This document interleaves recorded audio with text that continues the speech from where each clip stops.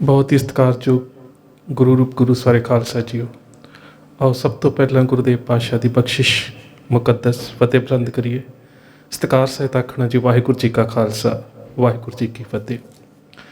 अक्सर तुहाडे नाल जिहड़े विख्यान साझे कीते जाते हैं उन्हां दा संबंध कुछ दा तां चलंत मुद्दिआं दे नाल हुंदा है ते ज़्यादातर इतिहास दीआं उन्हां घटनावां नाल संबंध रखते हैं ਜਿਹੜੀਆਂ ਘਟਨਾਵਾਂ ਸਾਡੇ ਇਤਿਹਾਸ ਦੇ ਵਿੱਚ ਸਾਡੀ ਤਵਾਰੀਖ ਦੇ ਵਿੱਚ ਦਰਜ ਨੇ, ਵਾਪਰੀਆਂ ਹੋਈਆਂ ਨੇ, ਸੱਚੇ ਵਰਤਾਰੇ ਨੇ, ਪਰ ਕਿਤੇ ਨਾ ਕਿਤੇ ਸਰੋਤਾਂ ਦੀ ਘੋਖ ਪੜਤਾਲ ਦੀ ਘਾਟ ਕਰਕੇ ਅਸੀਂ ਹੌਲੀ ਹੌਲੀ ਉਸ ਤਵਾਰੀਖ ਦੇ ਪੰਨੇ ਨੂੰ ਆਪਣੀ ਜ਼ਿੰਦਗੀ ਦੇ ਵਿੱਚੋਂ ਭੁੱਲਦੇ ਜਾ ਰਹੇ ਹਾਂ।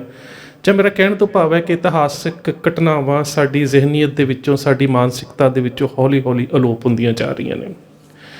ਅੱਜ ਮੈਂ ਤੁਹਾਡੇ ਨਾਲ ਇੱਕ ਐਸੀ ਵਿਲੱਖਣ ਜੰਗ ਦੀ ਸ਼ਹਾਦਤ ਦੀ ਇੱਕ ਜਰਨੈਲ ਦੀ ਗੱਲ ਤੁਹਾਡੇ ਨਾਲ ਸਾਂਝੀ ਕਰਨੀ ਆ, ਜਿਹਦੇ ਬਾਰੇ ਤਕਰੀਬਨ ਮੈਨੂੰ ਇੰਨਾ ਪਤਾ ਹੈ ਕਿ ਜਿੰਨੇ ਕੁ ਵੀਰ ਇਤਿਹਾਸ ਦੇ ਨਾਲ ਵਾਬਸਤਾ ਨੇ ਜਾਂ ਕਿਤੇ ਨਾ ਕਿਤੇ ਇਤਿਹਾਸ ਪੜ੍ਹਨ ਦਾ, ਸੁਣਨ ਦਾ ਸ਼ੌਕ ਰੱਖਦੇ ਨੇ, ਸ਼ਾਇਦ ਉਹਨਾਂ ਨੂੰ ਤਾਂ ਪਤਾ ਹੋਵੇਗਾ, ਜਾਂ ਖਾਸ ਕਰਕੇ ਜਿਹੜੇ ਕਲਮਜ਼ਾਰ ਨੇ, ਇਤਿਹਾਸ ਦੀ ਲੇਖਣੀ ਕਰਦੇ ਨੇ, ਇਤਿਹਾਸਕਾਰ ਨੇ, ਹਿਸਟੋਰੀਓਗ੍ਰਾਫੀ ਕਰਦੇ ਨੇ, ਜਾਂ ਉਹਨਾਂ ਨੂੰ ਤਾਂ ਇਸ ਦੀ ਜਾਣਕਾਰੀ ਹੋਵੇਗੀ, ਪਰ ਬਹੁਤਾਤ ਜਿਹੜੇ ਸਰੋਤੇ ਨੇ ਮੇਰੇ ਖਿਆਲ ਦੇ ਨਾਲ ਉਹਨਾਂ ਨੂੰ ਇਸ ਵਿਲੱਖਣ ਘਟਨਾ ਦਾ ਪਤਾ ਨਹੀਂ ਹੋਵੇਗਾ।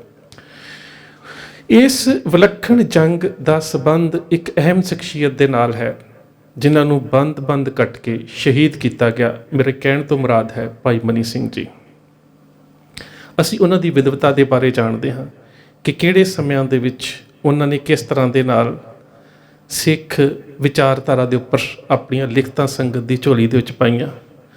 ਸ੍ਰੀ ਦਰਬਾਰ ਸਾਹਿਬ ਦੇ ਇੱਕ ਬਹੁਤ ਹੀ ਸੁਚੱਜੇ ਪ੍ਰਬੰਧਕ ਦੇ ਰੂਪ ਦੇ ਵਿੱਚ ਜਾਣਦੇ ਹਾਂ ਕਿ ਕਿੰਨਾ ਸਮਿਆਂ ਦੇ ਵਿੱਚ ਉਹਨਾਂ ਨੇ ਦਰਬਾਰ ਸਾਹਿਬ ਦਾ ਆ ਕੇ ਪ੍ਰਬੰਧ ਸੰਭਾਲਿਆ ਅਤੇ ਅਖੀਰ ਤੱਕ ਕੌਮ ਨੂੰ ਜੋੜ ਕੇ ਰੱਖਣ ਦੀ ਜਿਹੜੀ ਕੋਸ਼ਿਸ਼ ਕੀਤੀ।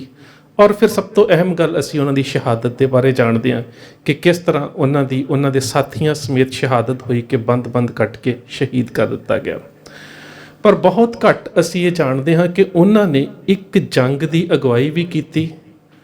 ਉਸ ਜੰਗ ਦਾ ਸੰਬੰਧ ਉਸ ਸਮੇਂ ਦੇ ਨਾਲ ਹੈ ਜਦੋਂ ਕਲਗੀਧਰ ਪਾਤਸ਼ਾਹ ਗੁਰੂ ਗੋਬਿੰਦ ਸਿੰਘ ਮਹਾਰਾਜ ਜੋਤੀ ਜੋਤ ਸਮਾ ਚੁੱਕੇ ਸਨ, ਭਾਵ ਕਿ 1708 ਦੇ ਵਿੱਚ, ਅਤੇ ਬਾਬਾ ਬੰਦਾ ਸਿੰਘ ਬਹਾਦਰ ਨੇ ਜੇ ਸਰਹੰਦ ਨੂੰ ਫਤਿਹ ਨਹੀਂ ਸੀ ਕੀਤਾ।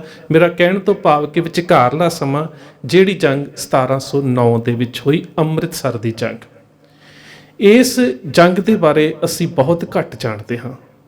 ਉਹਦਾ ਕਾਰਨ ਹੈ ਕਿ ਕਿਤੇ ਨਾ ਕਿਤੇ ਜਿਹੜੇ ਨਵੀਨਤਮ ਸਰੋਤ ਨੇ ਉਹਨਾਂ ਦੇ ਵਿੱਚ ਜਿਹੜਾ ਇਸ ਜੰਗ ਦਾ ਜ਼ਿਕਰ ਹੈ ਉਹ, ਜਿਸ ਤਰ੍ਹਾਂ ਸਿੱਖ ਇਤਿਹਾਸ ਭਾਗ ਦੂਜਾ ਦੇ ਵਿੱਚ ਸਤਬੀਰ ਸਿੰਘ ਹੁਣਾਂ ਨੇ ਇਸ ਜੰਗ ਦੀ ਤਾਰੀਖ ਜਿਹੜੀ ਹੈ ਤਕਰੀਬਨ 20-25 ਸਾਲ ਅੱਗੇ ਦੇ ਦਿੱਤੀ ਹੈ। ਉਸ ਕਰਕੇ ਇਹ ਜਿਹੜੀ ਘਟਨਾਕ੍ਰਮ ਸਾਰਾ ਹੈ ਇਹ ਕਿਤੇ ਨਾ ਕਿਤੇ ਸਾਡੀ ਮਾਨਸਿਕਤਾ ਦਾ ਹਿੱਸਾ ਨਹੀਂ ਬਣ ਸਕਿਆ। ਪਰ ਜਦੋਂ ਅਸੀਂ ਇਸ ਜੰਗ ਦੇ ਨਾਲ ਜੁੜੇ ਹੋਏ ਸਰੋਤਾਂ ਦੀ, ਉਹਨਾਂ ਸਰੋਤਾਂ ਦਾ ਜ਼ਿਕਰ ਵੀ ਮੈਂ ਆਖਰ ਦੇ ਵਿੱਚ ਕਰ ਦੇਵਾਂਗਾ, ਜਦੋਂ ਅਸੀਂ ਇਸ ਜੰਗ ਦੀ ਗੱਲ ਕਰਦੇ ਹਾਂ ਤਾਂ ਉੱਥੋਂ ਪਤਾ ਲੱਗਦਾ ਹੈ ਕਿ ਭਾਈ ਮਨੀ ਸਿੰਘ ਕੈਸੇ ਜਰਨੈਲ ਸਨ, ਕੈਸੇ ਸੂਰਬੀਰ ਸਨ। ਜਿੱਥੇ ਉਹ ਕਲਮ ਦੇ ਧਨੀ ਸਨ ਉੱਥੇ ਨਾਲ ਤੇਗ ਦੇ ਕਿੰਨੇ ਧਨੀ ਸਨ। ਸੋ ਇਸ ਜੰਗ ਦਾ ਜਿਹੜਾ ਕਹਿ ਸਕਦੇ ਹੋ ਕਿ ਇਸ ਵਾਕਿਆ ਦਾ ਜਿਹੜਾ ਸਮਾਂ ਹੈ ਉਹ ਭੱਟ ਵਹੀ ਸਰੋਤਾਂ ਦੇ ਮੁਤਾਬਕ ਬਿਕਰਮੀ 1766 ਹੈ। ਅਤੇ ਪ੍ਰਚਲਿਤ ਜਦੋਂ ਅਸੀਂ ਕੈਲੰਡਰ ਦੀ ਗੱਲ ਕਰਦੇ ਹਾਂ ਅਤੇ ਵਿੱਚੋਂ ਜਦੋਂ 57 ਸਾਲ ਘਟਾ ਲਏ ਜਾਣ ਤਾਂ ਈਸਵੀ 1709 ਉਹਦੇ ਅਨੁਸਾਰ 1 ਵਿਸਾਖ ਨੂੰ ਇਹ ਜਿਹੜੀ ਹੈ ਘਟਨਾਕ੍ਰਮ ਜਿਹੜਾ ਇਸ ਦੀ ਸ਼ੁਰੂਆਤ ਹੋ ਗਈ। ਹੁਣ 29 ਮਾਰਚ 1709 ਦੇਸੀ ਮਹੀਨਾ 1 ਵਿਸਾਖ 1709 ਸ੍ਰੀ ਅੰਮ੍ਰਿਤਸਰ। ਉਹ ਹਾਲਾਤ ਨੇ ਕਿਉਂਕਿ ਇਸ ਜੰਗ ਦੇ ਬਾਰੇ ਇੱਕ ਮੁਹਾਵਰਾ ਬੜਾ ਪ੍ਰਚਲਿਤ ਰਿਹਾ ਹੈ ਉਸ ਸਦੀ ਦੇ ਵਿੱਚ, ਉਹ ਸੀ ਹਰਸਾ ਮਾਰਿਆ ਦੇਵਾ ਭੱਜਾ ਅਸਲਮ ਗਈ ਲਾਹੌਰ। ਇਹਦੇ ਵਿੱਚ 3 ਵਿਰੋਧੀ ਜਰਨੈਲਾਂ ਦੇ ਜਾਂ ਸੂਬਿਆਂ ਦੇ ਜਾਂ ਅਹਿਲਕਾਰਾਂ ਦੇ ਨਾਮ ਨੇ ਜਿਹੜੇ ਸਿੱਖਾਂ ਦੇ ਨਾਲ ਜੰਗ ਕਰਨ ਦੇ ਵਾਸਤੇ ਆਏ ਸੀ। ਹਰਸਹਾਏ ਚੌਧਰੀ ਸੀ ਜਿਹਦੇ ਵਾਸਤੇ ਹਰਸਾ ਸ਼ਬਦ ਵਰਤਿਆ ਗਿਆ। ਦੇਵਾ ਜਿਹੜਾ ਪੱਟੀ ਦਾ ਹਾਕਮ ਸੀ ਅਤੇ ਨਾਲ ਲਾਹੌਰ ਦੇ ਖਜ਼ਾਨੇ ਦਾ ਪ੍ਰਬੰਧ ਵੀ ਇਹਦੇ ਕੋਲ ਸੀ। ਇਸੇ ਤਰ੍ਹਾਂ ਜਿਹੜਾ ਅਸਲਮ ਖਾਨ ਹੈ ਇਹ ਲਾਹੌਰ ਦਾ ਨਾਇਬ ਸੂਬੇਦਾਰ ਸੀ 1709 ਦੇ ਵਿੱਚ। ਸੋ ਇਹ 3 ਜਿਹੜੇ ਜਰਨੈਲ ਨੇ ਇਹਨਾਂ ਦਾ ਜਿਹੜਾ ਨਾਮ ਹੈ ਉਹ ਇਸ ਮੁਹਾਵਰੇ ਜਾਂ ਕਹਿ ਸਕਦੇ ਹੋ ਕਿ ਇੱਕ ਜਿਹੜੀ ਲੋਕ ਬੋਲੀ ਉਸ ਵੇਲੇ ਬਣ ਗਈ ਸੀ ਕਿ ਹਰਸਾ ਮਾਰਿਆ ਦੇਵਾ ਭੱਜਾ ਅਸਲਮ ਗਈ ਲਾਹੌਰ। ਅਤੇ ਉਹ ਸਾਰੇ ਇਹ ਜਿਹੜੇ 3 ਉਸ ਸਮੇਂ ਵਿਰੋਧੀ ਕਹਿ ਸਕਦੇ ਹੋ ਕਿ ਫੌਜ ਦੇ ਜਿਹੜੇ ਮੁਖੀ ਨੇ ਉਹਨਾਂ ਦੇ ਨਾਮ ਆ ਜਾਂਦੇ ਨੇ।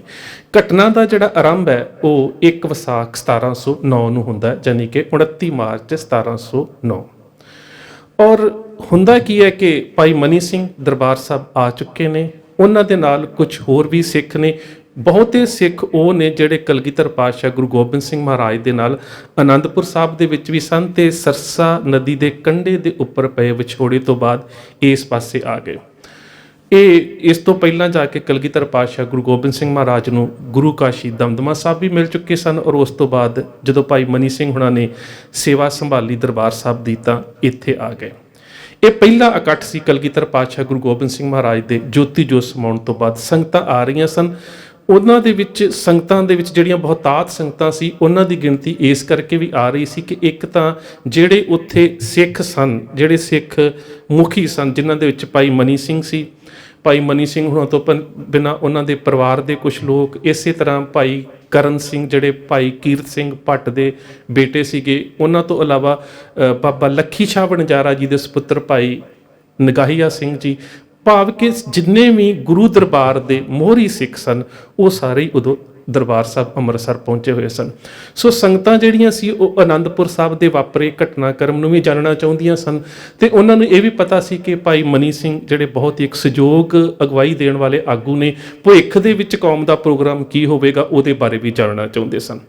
ਦੂਜੇ ਪਾਸੇ ਔਰੰਗਜ਼ੇਬ ਦੀ ਮੌਤ ਹੋ ਚੁੱਕੀ ਸੀ ਤੇ ਦਿੱਲੀ ਦਾ ਬਾਦਸ਼ਾਹ ਸ਼ਹਿਜ਼ਾਦਾ ਮੁਅੱਜ਼ਮ ਜਿਹੜਾ ਬਾਅਦ ਦੇ ਵਿੱਚ ਬਹਾਦਰ ਸ਼ਾਹ ਬਣ ਚੁੱਕਾ ਸੀ। ਔਰ ਉਸ ਸਮੇਂ ਲਾਹੌਰ ਦਾ ਜਿਹੜਾ ਕਹਿ ਸਕਦੇ ਹੋ ਕਿ ਬੇਸ਼ੱਕ 1696 ਦੇ ਵਿੱਚ ਲਾਹੌਰ ਦਾ ਜਿਹੜਾ ਨਾਜ਼ਮ ਸੀ ਉਹ ਮੁਅੱਜ਼ਮ ਸੀ, ਉਸ ਤੋਂ ਬਾਅਦ 1709 ਦੇ ਵਿੱਚ ਅਦੀਨਾ ਖਾਨ ਦਾ ਨਾਮ ਸਾਨੂੰ ਮਿਲਦਾ ਹੈ ਤੇ ਉਹਦਾ ਜਿਹੜਾ ਨਾਇਬ ਹੈ ਉਹ ਅੱਗੋਂ ਅਸਲਮ ਖਾਨ ਹੈ। ਸੋ 1709 ਦੇ ਵਿੱਚ ਜਿਹੜਾ ਲਾਹੌਰ ਦਾ ਸੂਬਾ ਹੈ ਇਹ ਤਕਰੀਬਨ ਬਹੁਤ ਜ਼ਿਆਦਾ ਕਮਜ਼ੋਰ ਹੋ ਚੁੱਕਾ ਸੀ। ਸੋ ਇਸ ਕਰਕੇ ਵੀ ਸਿੱਖਾਂ ਨੂੰ, ਜਿਹੜੇ ਇਸ ਇਲਾਕੇ ਦੇ ਵਿੱਚ ਵਸਣ ਵਾਲੇ ਸਿੱਖ ਸੀ, ਉਹਨਾਂ ਨੂੰ ਇਸ ਗੱਲ ਦਾ ਫਾਇਦਾ ਵੀ ਮਿਲਿਆ ਕਿ ਉਹ ਸ੍ਰੀ ਦਰਬਾਰ ਸਾਹਿਬ ਜਿਹੜੇ ਸੀ ਉਹ ਆ ਰਹੇ ਸੀ।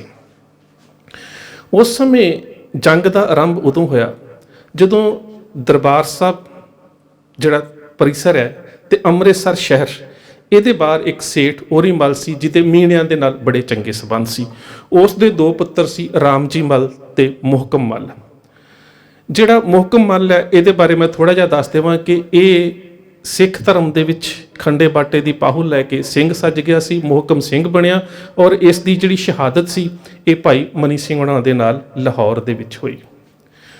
ਸੋ ਜਿਹੜਾ ਸੇਠ ਓਰੀ ਮੱਲ ਤੇ ਇਹਦਾ ਜਿਹੜਾ ਇੱਕ ਦੂਜਾ ਪੁੱਤਰ ਸੀ ਰਾਮ ਜੀ ਮੱਲ, ਇਹ ਤਕਰੀਬਨ ਕਿਤੇ ਨਾ ਕਿਤੇ ਸਿੱਖਾਂ ਦੇ ਨਾਲ ਬਹੁਤ ਖਾਰ ਖਾਂਦੇ ਸਨ ਤੇ ਮੀਣਿਆਂ ਦੇ ਨਾਲ ਸੰਬੰਧ ਰੱਖਦੇ ਸਨ ਤੇ ਥੋੜ੍ਹਾ ਬਹੁਤਾ ਇਹ ਸੰਬੰਧ ਲਾਹੌਰ ਦਰਬਾਰ ਦੇ ਨਾਲ ਵੀ ਰੱਖਦੇ ਸਨ। ਕਹਿਣ ਦਾ ਭਾਵ ਹੈ ਕਿ ਅੰਮ੍ਰਿਤਸਰ ਦੇ ਵਿੱਚ ਇੱਕ ਮੁਖਬਰ ਵਰਗੀ ਇਹ ਭੂਮਿਕਾ ਜਿਹੜੀ ਸੀ ਨਿਭਾਉਂਦੇ ਸੀ। ਇਸ ਨੇ ਦਰਬਾਰ ਸਾਹਿਬ ਪਰਿਸਰ ਤੋਂ ਬਾਅਦ, ਕਿਉਂਕਿ ਇਹਦੇ ਵੱਖ-ਵੱਖ ਕਿਤਾਬਾਂ ਦੇ ਵਿੱਚ ਸਾਨੂੰ ਦੋ ਪੱਖ ਮਿਲਣਗੇ, ਅਸਲੀਅਤ ਇਹ ਹੈ ਕਿ ਅਸੀਂ ਸਾਰੇ ਸਿੱਖ ਇਤਿਹਾਸਕ ਸਰੋਤਾਂ ਦੇ ਵਿੱਚ ਪੜ੍ਹਦੇ ਹਾਂ ਕਿ ਜਿਹੜੀ ਅੰਮ੍ਰਿਤਸਰ ਦੀ ਜਿਹੜੀ ਜ਼ਮੀਨ ਹੈ, ਜਿਹੜਾ ਪੁਰਾਣਾ ਅੰਮ੍ਰਿਤਸਰ ਸ਼ਹਿਰ ਹੈ, ਉਹ ਸਾਰੀ ਗੁਰੂ ਸਾਹਿਬ ਨੇ ਖਰੀਦ ਕੇ ਵਸਾਇਆ ਸੀ। ਇਹ ਕਿਸੇ ਕੋਲੋਂ ਖੈਰਾਤ ਦੇ ਵਿੱਚ ਇਲਾਕਾ ਨਹੀਂ ਸੀ। ਸੋ ਉਸ ਅੰਮ੍ਰਿਤਸਰ ਸ਼ਹਿਰ ਦੇ ਵਿੱਚ ਦਰਬਾਰ ਸਾਹਿਬ ਪਰਿਸਰ ਤੋਂ ਬਾਹਰ ਇਸ ਨੇ ਕੁਛ ਸ਼ਹਿਤੂਤ ਦੇ, ਜਿਨ੍ਹਾਂ ਨੂੰ ਅਸੀਂ ਮਾਝੇ 'ਚ ਤੂਤ ਕਹਿੰਦੇ ਹਾਂ, ਗੋਲਾਂ ਲੱਗਦੀਆਂ ਨੇ, ਉਹਨਾਂ ਦੇ ਜਿਹੜੇ ਸੀ ਕੁਛ ਰੁੱਖ ਵੱਢ ਦਿੱਤੇ। ਸਿੰਘਾਂ ਨੇ ਰੋਕਿਆ ਕਿ ਤੂੰ ਇੱਥੇ ਰੁੱਖ ਨਹੀਂ ਵੱਢ ਸਕਦਾ ਕਿਉਂਕਿ ਇਹ ਸਾਰੀ ਜਗ੍ਹਾ ਜਿਹੜੀ ਹੈ ਇਹ ਸਿੱਖਾਂ ਦੀ ਹੈ। ਪਰ ਇਸ ਨੇ ਲਾਹੌਰ ਜਾ ਕੇ ਸਿੱਖਾਂ ਦੇ ਨਾਲ ਜਦੋਂ ਥੋੜ੍ਹਾ ਜਿਹਾ ਇਸ ਗੱਲ ਤੋਂ ਝਗੜਾ ਵੱਧ ਗਿਆ ਤਾਂ ਇਸ ਨੇ ਲਾਹੌਰ ਜਾ ਕੇ ਸ਼ਿਕਾਇਤ ਕਰ ਦਿੱਤੀ। ਇਸ ਨੇ ਸ਼ਿਕਾਇਤ ਇਹ ਕੀਤੀ ਕਿ ਮੈਂ ਤੇ ਉਹਨਾਂ ਸ਼ਹਿਤੂਤਾਂ ਤੋਂ ਗੋਲਾਂ ਲਾ ਕੇ ਵੇਚਦਾ ਸੀ ਤੇ ਸਿੱਖਾਂ ਨੇ ਧੱਕੇ ਨਾਲ ਜਿਹੜੀਆਂ ਸੀ ਉਹ ਮੇਰੀਆਂ ਗੋਲਾਂ ਖੋਹ ਲਈਆਂ ਨੇ। ਮੇਰੇ ਜਿਹੜੇ ਗੋਲਾਂ ਵਾਲੇ ਟੋਕਰੇ ਸੀਗੇ ਉਹ ਉਹਨਾਂ ਨੇ ਮੁੱਦੇ ਮਾਰ ਦਿੱਤੇ ਤੇ ਸਿੱਖਾਂ ਨੇ ਮੈਨੂੰ ਬੇਇੱਜ਼ਤ ਕੀਤਾ। ਸੋ ਕਹਿਣ ਤੋਂ ਭਾਵ ਕਿ ਘਟਨਾਕ੍ਰਮ ਤਾਂ ਕੁਝ ਹੋਰ ਹੋਇਆ ਸੀ। ਵੱਖ-ਵੱਖ ਸਰੋਤਾਂ ਦੇ ਵਿੱਚ ਤੁਸੀਂ ਦੋਹਾਂ ਘਟਨਾਕ੍ਰਮਾਂ ਦੇ ਜਿਹੜੇ ਪੱਖ ਨੇ ਉਹ ਪੜ੍ਹ ਸਕਦੇ ਹੋ। ਘਟਨਾਕ੍ਰਮ ਤਾਂ ਕੁਝ ਹੋਰ ਹੋਇਆ ਸੀ ਪਰ ਜਾ ਕੇ ਲਾਹੌਰ ਦੇ ਹਾਕਮ ਨੂੰ ਕੁਝ ਹੋਰ ਦੱਸਿਆ ਗਿਆ ਤੇ ਲਾਹੌਰ ਦੇ ਉਸ ਵੇਲੇ ਦੇ ਨਾਇਬ ਸੂਬੇਦਾਰ ਅਸਲਮ ਖਾਨ ਨੇ ਇਸ ਨੂੰ ਪੱਟੀ ਦੇ ਹਾਕਮ ਵੱਲ ਭੇਜ ਦਿੱਤਾ। ਸੋ ਪੱਟੀ ਦਾ ਹਾਕਮ ਉਸ ਵੇਲੇ ਇੱਕ ਕਹਿ ਸਕਦੇ ਹੋ ਕਿ ਦਰਬਾਰ ਦੇ ਵਿੱਚ ਇੱਕ ਚੰਗੀ ਹੈਸੀਅਤ ਰੱਖਦਾ ਸੀ, ਦੇਵਾ ਉਸ ਦਾ ਨਾਮ ਸੀ। ਜਦੋਂ ਦੇਵੇ ਵੱਲ ਇਸ ਨੂੰ ਭੇਜਿਆ ਗਿਆ ਤਾਂ ਦੇਵਾ ਜਿਹੜਾ ਸੀਗਾ ਉਸ ਨੇ ਇਸ ਦੀ ਗੱਲਬਾਤ ਨੂੰ ਸੁਣਿਆ। ਸਿੰਘਾਂ ਨੂੰ ਵੀ ਜਿਹੜੇ ਦਰਬਾਰ ਸਾਹਿਬ ਸੀ ਉਹਨਾਂ ਨੂੰ ਇਸ ਗੱਲ ਦੀ ਭਿਣਕ ਪੈ ਗਈ ਕਿ ਜਿਹੜਾ ਇਹ ਸੇਠ ਓਰੀ ਮੱਲ ਆ, ਇਹਦਾ ਪੁੱਤਰ ਕਿਸੇ ਤਰ੍ਹਾਂ ਦੇ ਨਾਲ ਸੂਬੇ ਨਾਲ ਮੇਲ ਮਿਲਾ ਕੇ ਇੱਥੇ ਹਮਲਾਵਰ ਹੋਣ ਦੀ ਤਾਕ ਦੇ ਵਿੱਚ ਹੈ। ਸੋ ਸਿੰਘਾਂ ਨੇ ਵੀ ਜਿੰਨਿਆਂ ਕੁ ਤੱਕ ਇਹ ਖਬਰ ਪਹੁੰਚੀ ਉਹਨਾਂ ਨੇ ਉੱਥੇ ਇਕੱਠੇ ਹੋਣਾ ਸ਼ੁਰੂ ਕਰ ਦਿੱਤਾ ਔਰ ਇਹਨਾਂ ਅਹਿਮ ਸਿੰਘਾਂ ਦੇ ਵਿੱਚ ਭਾਈ ਤਾਰਾ ਸਿੰਘ ਵਾਂ ਵਾਲੇ ਡੱਲਵਾਂ ਪਿੰਡ ਮਾਝੇ ਦੇ ਵਿੱਚ। ਭਾਈ ਤਾਰਾ ਸਿੰਘ ਵਾਂ ਵਾਲੇ ਵੀ ਉਸ ਸਥਾਨ 'ਤੇ ਪਹੁੰਚ ਗਏ। ਭਾਈ ਮਨੀ ਸਿੰਘ ਸਨ।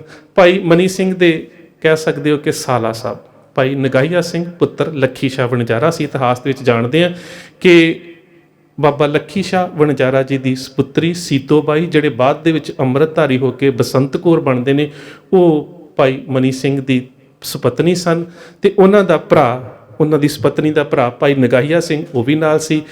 ਲੱਖੀ ਸ਼ਾਹ ਵਣਜਾਰਾ ਜੀ ਦੇ ਜਿਹੜੇ ਸੀਗੇ, ਉਹਨਾਂ ਦੇ 8 ਪੁੱਤਰ ਸੀ ਵੈਸੇ, ਅਤੇ ਉਹਨਾਂ ਦੇ ਵਿੱਚੋਂ ਜਵਾਹਰ ਸਿੰਘ ਅਤੇ ਹੇਮ ਸਿੰਘ 1700 ਸੰਨ ਦੇ ਵਿੱਚ ਅਨੰਦਪੁਰ ਸਾਹਿਬ ਅਤੇ 1704 ਦੇ ਵਿੱਚ ਲੜੀਵਾਰ ਕਹਿ ਸਕਦੇ ਹੋ ਕਰਮਵਾਰ, ਇਹ ਦੋਵੇਂ ਪੁੱਤਰ ਪਹਿਲਾਂ ਸ਼ਹਾਦਤਾਂ ਮੈਦਾਨੇ ਜੰਗ ਦੇ ਵਿੱਚ ਪਾ ਚੁੱਕੇ ਸਨ।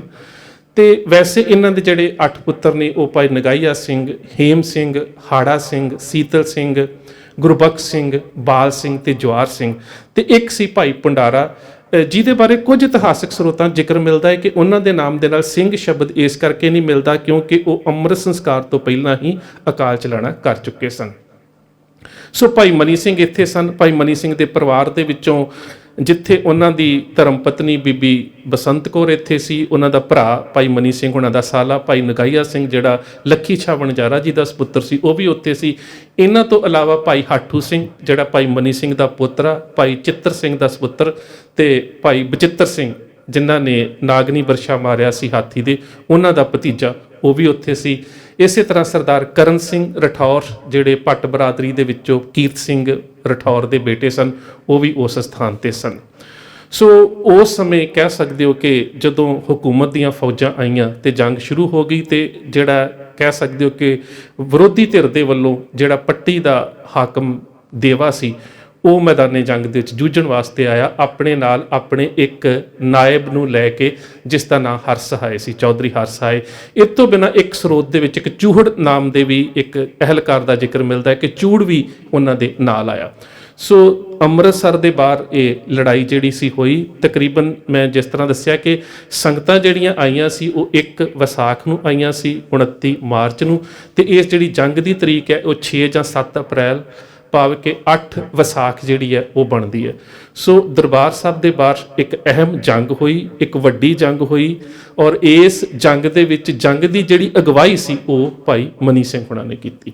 ਸੋ ਮੈਂ ਆਰੰਭ ਦੇ ਵਿੱਚ ਇਹ ਗੱਲ ਕਹੀ ਸੀ ਕਿ ਅਸੀਂ ਭਾਈ ਮਨੀ ਸਿੰਘ ਹੁਣਾਂ ਦੇ ਬਾਰੇ ਇਹ ਜਾਣਦੇ ਹਾਂ ਕਿ ਉਹ ਬਹੁਤ ਚੰਗੇ ਵਿਦਵਾਨ ਸੀ, ਉਹ ਬਹੁਤ ਚੰਗੇ ਪ੍ਰਬੰਧਕ ਸੀ, ਉਹ ਕਲਮ ਦੇ ਧਨੀ ਸੀ, ਪਰ ਉਹ ਤੇਗ ਦੇ ਇਸ ਤਰ੍ਹਾਂ ਦੇ ਧਨੀ ਸੀ ਕਿ ਇਸ ਜੰਗ ਦੇ ਵਿੱਚ ਬਤੌਰ ਇੱਕ ਕਹਿ ਸਕਦੇ ਹੋ ਕਿ ਜਰਨੈਲ ਉਹਨਾਂ ਨੇ ਇਸ ਜੰਗ ਦੀ ਅਗਵਾਈ ਕੀਤੀ।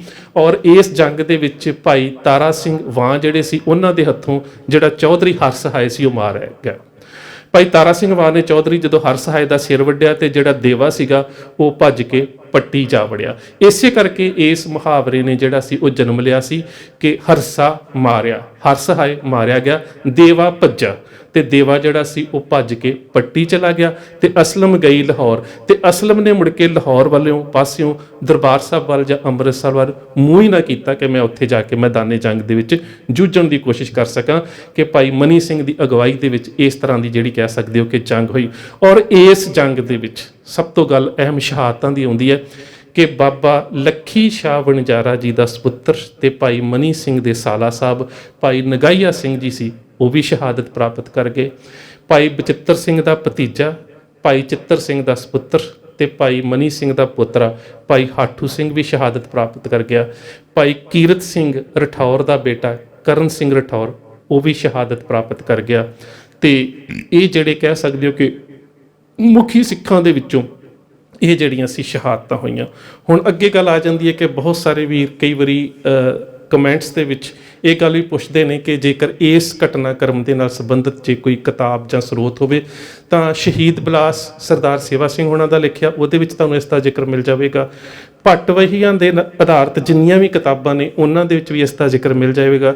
ਸਤਬੀਰ ਸਿੰਘ ਹੋਣਾ ਦੀ ਕਿਤਾਬ ਜਿਹੜੀ ਹੈ ਸਿੱਖ ਇਤਿਹਾਸ ਭਾਗ ਦੂਜਾ, ਉਹਦੇ ਵਿੱਚ ਇਸ ਸਾਰੇ ਘਟਨਾਕ੍ਰਮ ਦਾ ਹੂਬਹੂ ਜ਼ਿਕਰ ਤੇ ਹੈ, ਪਰ ਤਰੀਕ ਦੇ ਵਿੱਚ 20-25 ਸਾਲ ਦਾ ਫਰਕ ਹੈ। ਔਰ ਇਹਦੇ ਵਿੱਚ ਸਭ ਤੋਂ ਅਹਿਮ ਜਿਹੜਾ ਸਰੋਤ ਹੈ ਉਹ ਹੈ ਦਰਸ਼ਨ ਭਗਤ ਦੀ ਲਿਖੀ ਹੋਈ ਅੰਮ੍ਰਿਤਸਰ ਦੀ ਵਾਰ, ਜਿਹੜੀ 17ਵੀਂ ਸਦੀ ਦੇ ਅੰਤ ਦੇ ਵਿੱਚ ਲਿਖੀ ਗਈ ਲੱਗਦੀ ਹੈ, ਕਿਉਂਕਿ ਉਸ ਦਾ ਜ਼ਿਕਰ ਸਰਦਾਰ ਪਿਆਰਾ ਸਿੰਘ ਪਦਮ ਹੁਣਾਂ ਨੇ ਪੰਜਾਬ ਦੀਆਂ ਵਾਰਾਂ ਦੇ ਵਿੱਚ ਕੀਤਾ ਹੈ। ਤੇ ਇਹ ਜਿਹੜਾ ਦਰਸ਼ਨ ਭਗਤ ਹੈ ਇਹ ਭਾਈ ਸੇਵਾਦਾਸ ਹੁਣਾਂ ਦਾ ਦੋਸਤ ਸੀ ਔਰ ਬਹੁਤ ਚੰਗਾ ਮਹੰਤ ਸੀ, ਜਿਹੜੇ ਸੇਵਾਪੰਥੀ ਸਨ। ਭਾਈ ਸੇਵਾਦਾਸ ਭਾਈ ਕਨ੍ਹਈਆ ਜੀ ਦੀ ਪਰੰਪਰਾ ਦੇ ਨਾਲ ਜੁੜੇ ਹੋਏ। ਸੋ ਇਹ ਕੁਝ ਕਿਤਾਬਾਂ ਨੇ ਜਿਨ੍ਹਾਂ ਦੇ ਵਿੱਚੋਂ ਇਸ ਸਾਰੇ ਘਟਨਾਕ੍ਰਮ ਦਾ ਪਤਾ ਲੱਗ ਜਾਂਦਾ ਹੈ ਕਿ ਕਿਸ ਤਰ੍ਹਾਂ ਦੇ ਨਾਲ ਭਾਈ ਮਨੀ ਸਿੰਘ ਹੁਣਾਂ ਨੇ ਇਸ ਜੰਗ ਦੀ ਅਗਵਾਈ ਕੀਤੀ ਔਰ ਉਸ ਸਮੇਂ ਲਾਹੌਰ ਦੇ ਹਾਕਮ ਤੋਂ ਲੈ ਕੇ ਪੱਟੀ ਦੇ ਹਾਕਮ ਤੱਕ ਕਹਿ ਸਕਦੇ ਹੋ ਕਿ ਜਿਹੜੇ ਅਹਿਮ ਉਸ ਵੇਲੇ ਦੇ ਅਹਿਲਕਾਰ ਸਨ ਉਹਨਾਂ ਨੂੰ ਹਰਾ ਕੇ ਸ੍ਰੀ ਦਰਬਾਰ ਸਾਹਿਬ ਦੀ ਅਜ਼ਮਤ ਦੀ ਤੇ ਸਿੱਖਾਂ ਦੀ ਰੱਖਿਆ ਕੀਤੀ। ਸੋ ਅੱਜ ਇੰਨੀ ਕੁ ਹੀ ਜਾਣਕਾਰੀ ਪ੍ਰਵਾਨ, ਫਿਰ ਕਿਸੇ ਇਤਿਹਾਸ ਦੇ ਨਵੇਂ ਤੱਤ ਦੇ ਨਾਲ ਤੁਹਾਡੇ ਨਾਲ ਰੂਬਰੂ ਹੋਣ ਦੀ ਕੋਸ਼ਿਸ਼ ਕਰੂੰਗਾ। ਵਾਹਿਗੁਰੂ ਜੀ ਕਾ ਖਾਲਸਾ, ਵਾਹਿਗੁਰੂ ਜੀ ਕੀ ਫਤਿਹ।